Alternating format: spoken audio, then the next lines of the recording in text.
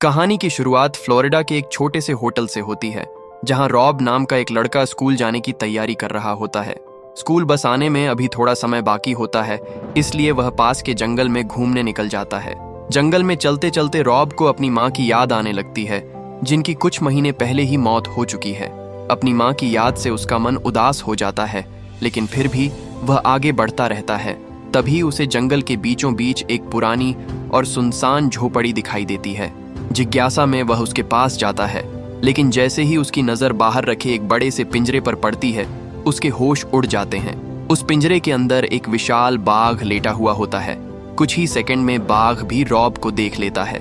डर के मारे रॉब बिना एक पल गंवाए वहां से भाग निकलता है और सीधे घर पहुंच जाता है। अपना स्कूल बैग उठाकर वह जल्दी से स्कूल बस पकड़ लेता है, लेकिन बस में भी उसका दिन अच्छा नहीं गुजरता।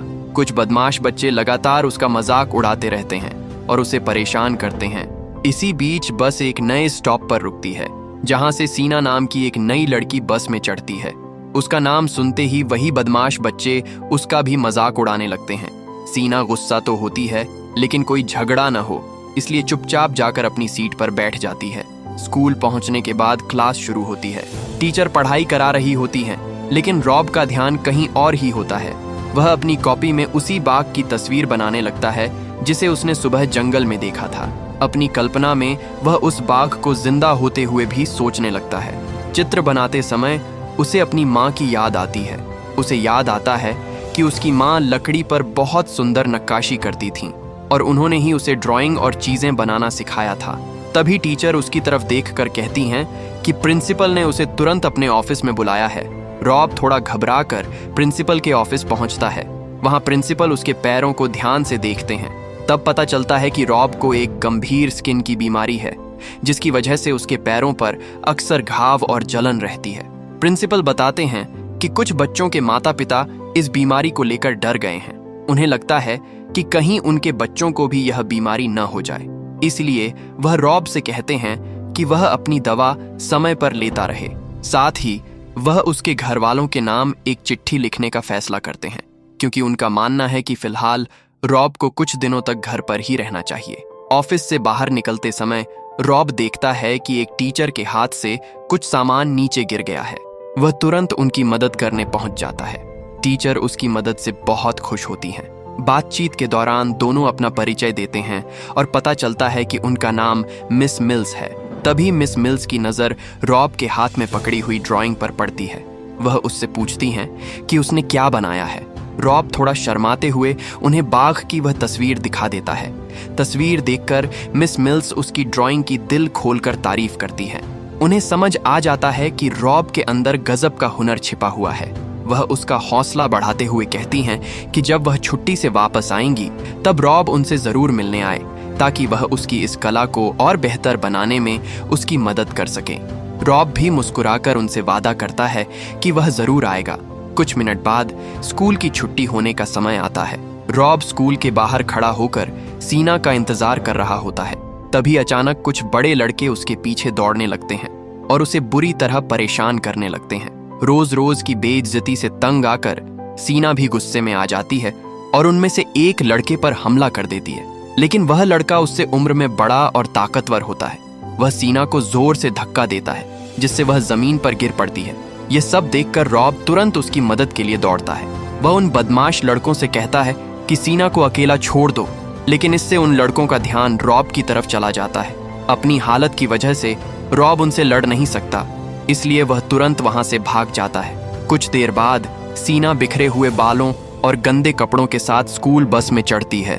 बस में बैठे बाकी बच्चे उसका मजाक उड़ाने लगते हैं और उस पर हंसते हैं। सीना को यह सब बिल्कुल अच्छा नहीं लगता। वह गुस्से में जाकर रॉब के पास बैठ जाती है और कहती है कि उसे इस शहर और यहाँ रहने वाले लोगों से बहुत नफरत है। रॉब उसे शांत करने की कोशिश करता है। वह अपनी पूरी कहानी बताता है और यह भी बताता है कि उसकी टांगों में एक ऐसी बीमारी है जिसकी वजह से वह ठीक से चल नहीं पाता। यह सुनकर सीना एक अजीब बात कहती है। वह चाहती है कि काश उसे भी यही बीमारी हो जाए, ताकि उसे भी रोज स्कूल ना आना पड़े। लेकिन रॉब मुस्कुराकर कहता है कि ऐसा नहीं हो सकता, क्योंकि उसकी बीमारी किसी को छूने से नहीं फैलती। अपने दोस्त की हालत देखकर सीना को बहुत बुरा लगता है। इसलिए वह वादा करती है कि अब से वह हर दिन उसका होमवर्क लेकर आएगी ताकि रॉब पढ़ाई में पीछे न रह जाए। शाम को रॉब के पापा रॉब के बैग में रखा प्रिंसिपल का लेटर पढ़ते हैं।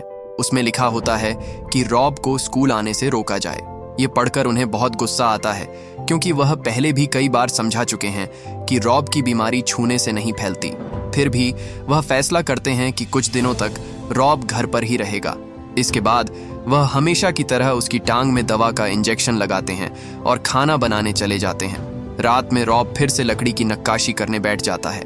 उसे जंगल में देखा हुआ बंगाल टाइगर याद आता है, लेकिन इस बार वह टाइगर नहीं बल्कि सीना की एक छोटी सी लकड़ी की मूर्ति बनाता है। सोने के बाद रॉब को एक खूबसूरत सपना आता है। सपने में वह देखता है कि सीना उसी विशाल बंगाल टाइगर की पीठ पर बैठकर पूरे जंगल में बेखौफ दौड़ रही है। अगली सुबह रॉब होटल की सफाई करने वाली विली के साथ छोटे मोटे काम करता है। काम खत्म होने पर विली उसे इनाम में च्युइंग गम देती है। कुछ देर बाद स्कूल बस होटल के सामने से गुजरती है। रॉब बगीचे में काम कर रहा होता है। तभी बस में बैठे वही बदमाश लड़के उस पर एक चीज फेंक देते हैं। वह चीज सीधे रॉब की पसलियों पर लगती है, जिससे उसे तेज दर्द होने लगता है। उन लड़कों की हरकत से परेशान होकर वह सोचने लगता है कि काश जंगल वाला टाइगर उसकी मदद करता और उन सब से बदला लेता। इसी बीच बस से सीना उतरती है और रॉब को दिन भर का होमवर्क दे देती है। अब रॉब चाहता है कि दोनों थोड़ा समय साथ बिताएं, इसलिए वह सीना को अपना सबसे बड़ा राज बता देता है। वह कहता है कि उसने जंगल में सचमुच एक असली टाइगर देखा है। यह सुनते ही सीना की आंखें चमक उठती हैं। वह तुरंत कहती है कि वह भी उस टाइगर को देखना चाहती है। रॉब बताता है कि वहां पहुंचने के लिए उन्हें घने जंगल से होकर जाना पड़ेगा। यह सुनकर सीना हंसते हुए उससे उसके कुछ कपड़े उधार मांगती है ताकि जंगल में आराम से जा सके। इसके बाद दोनों जल्दी जल्दी रॉब के कमरे की तरफ भागते हैं। जैसे ही सीना कमरे के अंदर जाती है, वहां रखी लकड़ी की ढेर सारी खूबसूरत मूर्तियां देखकर हैरान रह जाती हैं। वह एक एक मूर्ति को ध्यान से देखती है और रॉब से कहती है कि माइकलएंजेलो भी पहले एक मूर्तिकार था, बाद में दुनिया का मशहूर पेंटर बना। फिर वह मुस्कुराकर कहती है कि रॉब भी किसी असली कलाकार से कम नहीं है। इतने में सीना की नजर अपनी ही शक्ल वाली छोटी सी लकड़ी की मूर्ति पर पड़ती है। उसे देखकर वह खुश हो जाती है और कहती है कि रॉब की बनाई हुई हर एक चीज बिल्कुल परफेक्ट है। इतनी तारीफ सुनकर रॉब शर्म से कुछ बोल ही नहीं पाता। तब सीना हंसते हुए कहती है, अब जल्दी से कपड़े दे दो, हमें जंगल भी जाना है। रॉब उसे अपने कुछ कपड़े देता है और खुद बाहर जाकर उसका इंतजार करने लगता है। थोड़ी देर बाद दोनों जंगल के अंदर बने उस पिंजरे तक पहुंच जाते हैं जहां विशाल बंगाल टाइगर कैद होता है। इतने करीब से इतने खतरनाक जानवर को देखकर दोनों दंग रह जाते हैं। सीना हैरानी से पूछती हैं, इतने बड़े टाइगर को जंगल के बीचों बीच पिंजरे में क्यों बंद करके रखा गया है? रॉब कहता है कि उसे भी इसकी असली वजह नहीं पता, लेकिन उसका अंदाजा है कि शायद ये होटल के मालिक बेल चैंप का पालतू टाइगर है। यह सुनते ही सीना को बहुत गुस्सा आ जाता है। वह कहती है कि किसी भी जानवर को सिर्फ लोगों का मनोरंजन करने के लिए पूरी जिंदगी पिंजरे में बंद रखना बिल्कुल गलत है। वह जिद करने लगती है कि उन्हें इस टाइगर को आजाद कर देना चाहिए। रॉब भी उसकी बात से सहमत होता है, लेकिन वह बताता है कि यह आसान नहीं है। पिंजरे पर लगा ताला बहुत मजबूत है और उन्होंने पहले भी उसे तोड़ने की कोशिश की थी, लेकिन कामयाब नहीं हो पाए। तभी उन्हें दूर से एक गाड़ी की आवाज सुनाई देती है। रॉब पहचान जाता है कि यह बेल चैंप की गाड़ी है। दोनों बिना समय गंवाए वहां से भाग जाते हैं ताकि कोई उन्हें देख न ले। होटल पहुंचने पर रॉब के पापा पहले से ही उसका इंतजार कर रहे होते हैं। सीना उनसे अपना परिचय देती है और फिर पास वाले फोन बूथ से अपने घर फोन करती है ताकि उसके मम्मी पापा आकर उसे ले जाएं। उधर रॉब के पापा अपने बेटे से उसकी नई दोस्त के बारे में बात करते हैं। उन्हें खुशी होती है कि आखिरकार रॉब को कोई ऐसा दोस्त मिल गया है जिसके साथ वह हंस सके और अच्छा समय बिता सके। कुछ देर बाद रॉब सीना को उसके कपड़े वापस दे देता है। फिर दोनों सड़क किनारे खड़े होकर उसके माता पिता का इंतजार करने लगते हैं। थोड़ी ही देर में सीना की माँ अपनी कार लेकर वहां पहुंच जाती है। आते ही वह गुस्से में सीना को डांटना शुरू कर देती है क्योंकि वह कई घंटों से घर से गायब थी। फिर उनकी नजर सीना के कपड़ों पर पड़ती है। वह हैरानी से पूछती है कि उसने किसी और के कपड़े क्यों पहन रखे हैं, लेकिन इस बार सीना बिल्कुल नहीं डरती। वह चुपचाप उनकी बातें सुनती रहती है। माहौल को थोड़ा शांत करने के लिए सीना की माँ रॉब से भी बात करती हैं और कहती हैं कि उनकी बेटी तो सिर्फ अपने पापा की बात मानती है। यह बात सुनकर सीना का गुस्सा और बढ़ जाता है। वह बिना कुछ बोले गाड़ी में जाकर बैठ जाती है। इसके बाद माँ बेटी बहस करते हुए वहां से निकल जाती हैं। सीना के जाने के बाद रॉब पूरे रास्ते यही सोचता रहता है कि आखिर आज उसके साथ क्या क्या हो गया। वह उलझन में घर लौट आता है।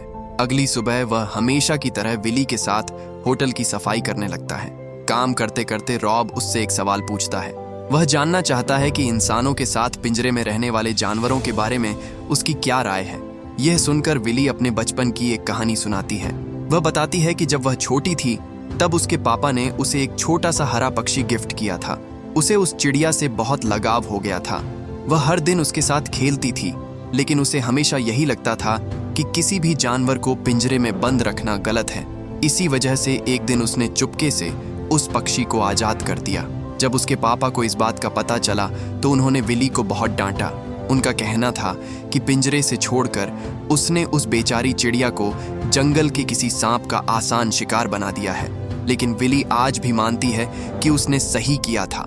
वह कहती है कि आज भी कभी कभी उसे सपने में उस हरे पक्षी की मीठी आवाज सुनाई देती है और यही सोचकर उसे खुशी मिलती है कि वह खुली हवा में आजाद होकर जी रहा होगा। कुछ घंटों बाद रॉब होटल के बाहर सफाई कर रहा होता है।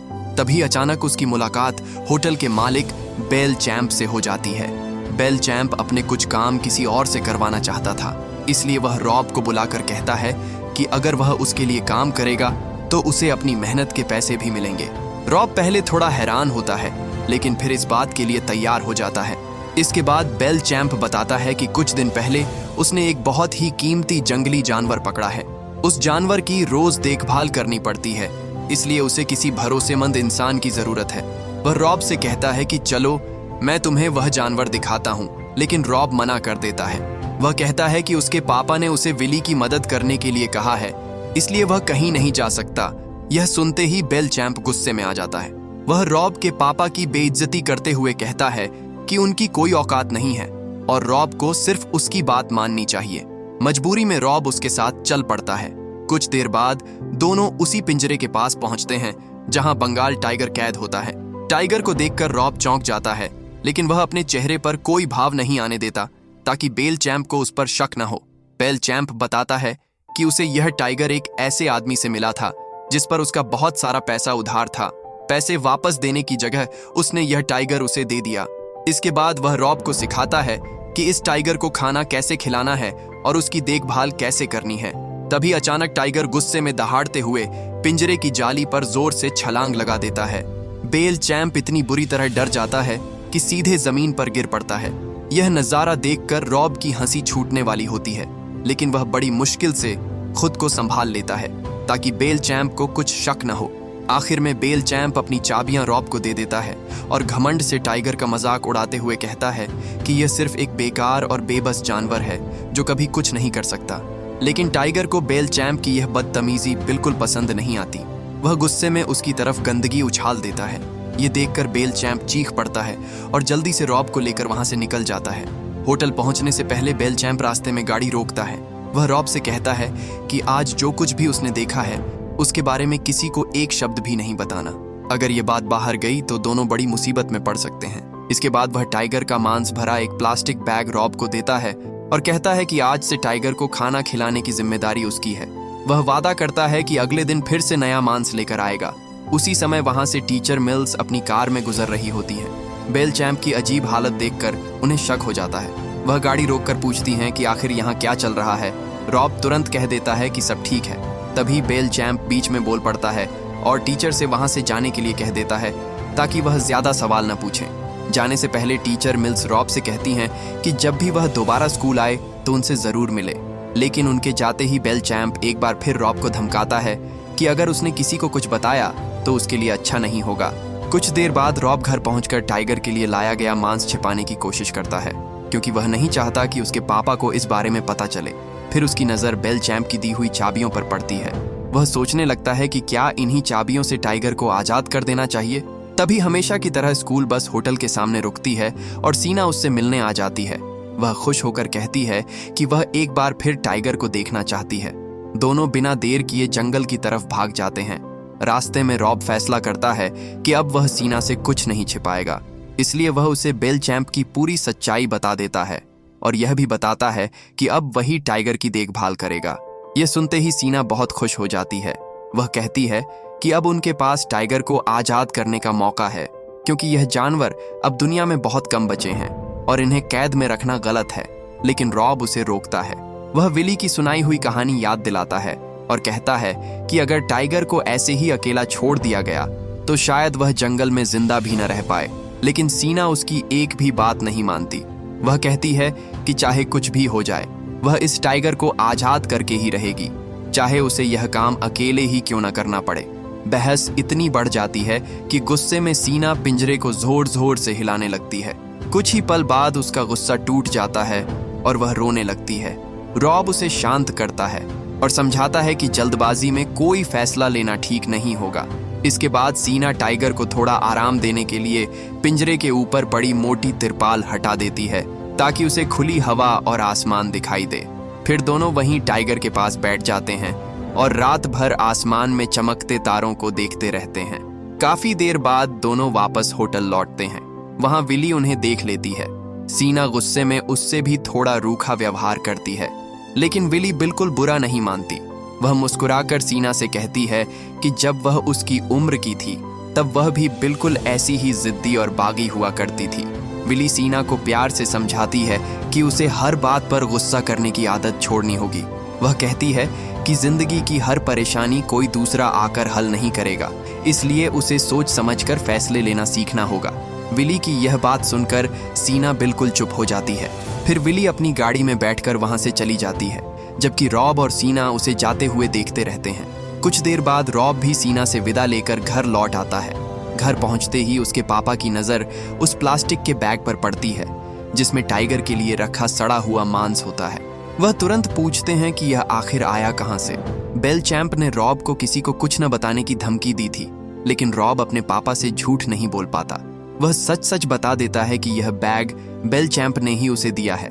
लेकिन यह सुनकर उसके पापा का गुस्सा और बढ़ जाता है। उन्हें लगता है कि बेलचैम्प ने उनकी गरीबी का मजाक उड़ाने के लिए यह सड़ा हुआ मांस भेजा है, जैसे उनके पास खाने के लिए कुछ है ही नहीं। गुस्से में वह उस बैग को उठाकर जोर से दीवार पर दे मारते हैं। फिर खुद को शांत करने के लिए कुर्सी पर बैठ जाते हैं। रॉब अपने पापा की हालत देखकर उनके पास जाता है, लेकिन वह कहते हैं कि उन्हें अभी अकेला छोड़ दो। रॉब चुपचाप बाहर चला जाता है और अपना मन शांत करने के लिए फिर से लकड़ी की एक नई मूर्ति बनाना शुरू कर देता है। अगली सुबह वह अपनी बनाई हुई नई लकड़ी की चिड़िया को देखता है और अपनी कल्पना में उसे जिंदा होकर उड़ते हुए महसूस करने लगता है। थोड़ी देर बाद रॉब वही लकड़ी की चिड़िया विली को तोहफे में दे देता है। इतना प्यारा और दिल से बनाया हुआ तोहफा देखकर विली बहुत खुश हो जाती है। उसी समय स्कूल बस से सीना भी वहां पहुंचती है। वह रॉब को बताती है कि उसकी माँ अब उसके व्यवहार से बहुत परेशान हो चुकी हैं और उन्होंने साफ मना कर दिया है कि वह अब रॉब से मिलने नहीं जाएगी। लेकिन सीना अपनी माँ की बात मानने वाली नहीं थी। वह कहती है कि उसे विली से एक जरूरी बात करनी है और रॉब से पूछती है कि वह कहाँ मिलेगी। कुछ देर बाद दोनों विली के पास पहुंचते हैं और उसे टाइगर की पूरी कहानी बताते हैं। पहले तो विली को उनकी बातों पर बिल्कुल यकीन नहीं होता। तब दोनों उसे जंगल में बने उस पिंजरे तक ले जाते हैं। जैसे ही विली अपनी आंखों से कैद हुए टाइगर को देखती है, वह हैरान रह जाती है। उसे तुरंत समझ आ जाता है कि यह काम बेलचैम्प का ही हो सकता है, क्योंकि वह पहले से उसके ऐसे कारनामों को जानती थी। सीना तुरंत पूछती है कि अब बताइए, क्या हमें इस टाइगर को आजाद नहीं कर देना चाहिए? वह रॉब से भी कहती है कि उसके पास चाबियां हैं, इसलिए अभी इसी वक्त पिंजरा खोल दो। लेकिन विली मना कर देती है। वह कहती है कि बेलचैम्प चाहे कितना भी बुरा इंसान हो, लेकिन इस टाइगर के लिए यह जंगल भी सुरक्षित नहीं है। अगर उसे ऐसे ही छोड़ दिया गया तो शायद वह ज्यादा दिन जिंदा नहीं रह पाएगा। यह सुनकर सीना फिर गुस्से से भर जाती है। वह कहती है कि जब इसी जंगल में दूसरे जंगली जानवर आराम से रह सकते हैं, तो यह टाइगर भी अपनी जिंदगी जी सकता है। बहुत देर तक बहस चलती रहती है, लेकिन विली आखिर में सिर्फ एक बात कहती है। वह समझाती है कि हर बार सही काम करना सबसे आसान या सबसे सुरक्षित रास्ता नहीं होता, इसलिए बिना पूरी सोच विचार के ऐसा बड़ा फैसला नहीं लेना चाहिए। लेकिन सीना अब किसी की बात सुनने को तैयार नहीं होती। वह पूरे भरोसे से कहती है कि उसे बस अपने पापा के आने का इंतजार है। उसे यकीन है कि उसके पापा उसकी बात से सहमत होंगे और इस टाइगर को आजाद कराने में उसकी पूरी मदद करेंगे। लेकिन तभी रॉब सीना की बात काट देता है। वह कहता है कि हो सकता है उसकी माँ सही कह रही हो और उसका पिता वैसा इंसान ही ना हो जैसा सीना समझती है। शायद उसने भी उससे झूठ बोला हो। यह बात सुनते ही सीना का गुस्सा 7वें आसमान पर पहुंच जाता है। वह रॉब से कहती है कि आज के बाद उनकी दोस्ती खत्म है, अब वह उससे कभी बात नहीं करेगी। इतना कहकर वह वहां से चली जाती है। सीना के जाने के बाद रॉब उदास हो जाता है। विली उसे समझाती है और अपने साथ होटल चलने के लिए कहती है, लेकिन कुछ ही मिनट बाद रॉब फैसला करता है कि वह अपनी दोस्ती नहीं टूटने देगा। वह दौड़कर सीना के पीछे जाता है और कहता है, मैंने फैसला कर लिया है, हम आज ही टाइगर को आजाद करेंगे। सीना पहले उसकी बात पर यकीन नहीं करती, लेकिन रॉब कहता है कि वह सच बोल रहा है और अपनी दोस्ती बचाने के लिए वह यह सब करेगा। उसी समय बेल चैंप अपनी गाड़ी लेकर वहां पहुंच जाता है। वह पहली बार सीना से मिलता है और फिर रॉब से कहता है कि थोड़ी देर बाद होटल के ऑफिस में एक पैकेट रखा जाएगा जिसे उसे उठा लेना है। रॉब बिना किसी शक के उसकी बात मान लेता है। बेल चैंप बताता है कि अब उसे रॉब के पापा से कुछ जरूरी बात करनी है और वह वहां से चला जाता है। जैसे ही बेल चैंप निकलता है, रॉब और सीना समझ जाते हैं कि अब उनके पास टाइगर को छुड़ाने का सबसे अच्छा मौका है। दोनों जितनी तेज दौड़ सकते हैं जंगल की तरफ भागते हैं। पिंजरे के पास पहुंचते ही रॉब बेल चैंप की दी हुई चाबियों से एक एक करके सारे ताले खोल देता है।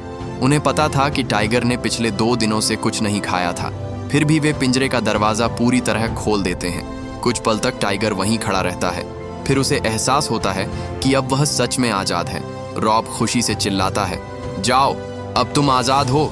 सीना मुस्कुराकर कहती है कि लगता है टाइगर उनकी बात समझ गया है। धीरे धीरे टाइगर पिंजरे से बाहर निकलता है। कुछ देर के लिए वह रॉब और सीना के बिल्कुल पास आकर खड़ा हो जाता है। दोनों प्यार से उसके शरीर पर हाथ फेरते हैं। फिर वह विशाल टाइगर एक जोरदार दहाड़ लगाता है जिसकी आवाज पूरे इलाके में गूंज उठती है। इसके बाद वह जंगल की गहराइयों में दौड़ पड़ता है। रॉब और सीना खुशी से झूम उठते हैं। उन्हें लगता है कि उन्होंने आखिरकार सही काम कर दिया, लेकिन अगले ही पल अचानक एक गोली चलने की आवाज आती है। आवाज सुनते ही दोनों घबरा जाते हैं और सड़क की तरफ दौड़ पड़ते हैं। वहां पहुंचकर उनका दिल टूट जाता है। टाइगर जमीन पर पड़ा होता है, उसे गोली लग चुकी थी। रॉब समझ जाता है कि गोली उसके अपने पापा ने चलाई है। पहली नजर में ऐसा लगता है कि उन्होंने बेल चैंप की जान बचाने के लिए टाइगर को मार दिया, क्योंकि टाइगर ने उस पर हमला कर दिया था। तभी विली भी वहां पहुंच जाती है। रोते हुए रॉब अपने पापा से पूछता है, आपने ऐसा क्यों किया? तब पूरी सच्चाई सामने आती है। असल में बेल चैंप और रॉब के पापा के बीच जबरदस्त लड़ाई हो गई थी। गुस्से में बेल चैंप ने रिवॉल्वर निकालकर रॉब के पापा पर गोली चलाने की कोशिश की। अपनी जान बचाने के लिए रॉब के पापा ने बंदूक छीनने की कोशिश की। उसी धक्का मुक्की में गलती से गोली चल गई और सीधी टाइगर को लग गई। मतलब टाइगर की मौत किसी की योजना नहीं थी, बल्कि एक दर्दनाक हादसा था। लेकिन यह सच जानने के बाद भी रॉब का गुस्सा शांत नहीं होता। वह अपने पापा के पास दौड़ता है, उन्हें धक्का देता है और रोते हुए कहता है कि अब वह उनसे नफरत करता है और उनके साथ नहीं रहना चाहता। फिर वह अपने पापा से एक ऐसी बात कहता है जिसने उन्हें अंदर तक तोड़ दिया। रॉब कहता है, माँ का नाम जोर से बोलिए, आपने उनकी मौत के बाद कभी उनका नाम तक नहीं लिया। ये सुनकर रॉब के पापा की आंखों में आंसू आ जाते हैं। वह पहली बार अपनी पत्नी कैरोलाइन का नाम लेते हैं और फूट फूट कर रो पड़ते हैं। अगले ही पल वह अपने बेटे को गले लगा लेते हैं। उधर विली सीना को संभालती है, जो टाइगर की मौत से पूरी तरह टूट चुकी थी। इसके बाद रॉब के पापा बेल चैंप को उठाकर वहां से ले जाते हैं ताकि और कोई झगड़ा ना हो।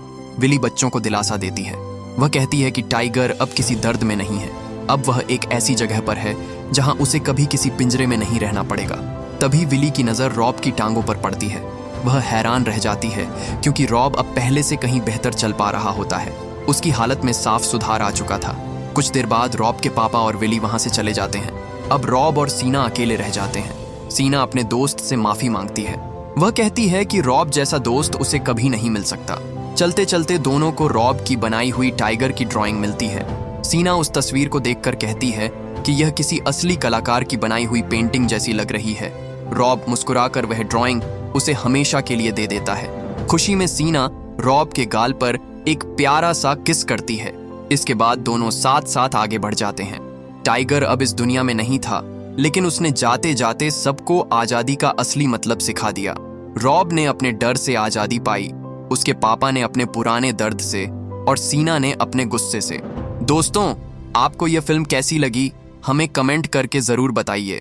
अगर वीडियो पसंद आया हो तो इसे लाइक करें, चैनल को सब्सक्राइब करें और ऐसी ही शानदार मूवी स्टोरीज के लिए जुड़े रहिए। मिलते हैं अगली वीडियो में।